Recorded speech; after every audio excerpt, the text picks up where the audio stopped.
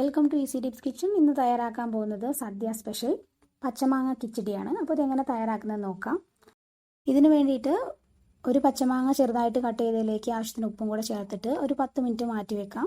അരപ്പ് തയ്യാറാക്കാൻ വേണ്ടിയിട്ട് 1/4 ടീസ്പൂൺ കടുക്, 1/4 കപ്പ് തേങ്ങ ചിരവിയത്, 2 പച്ചമുളക്, 1/4 കപ്പ് തൈരും കൂടെ ചേർത്തിട്ട് നന്നായിട്ട് അടിച്ചെടുക്കാം.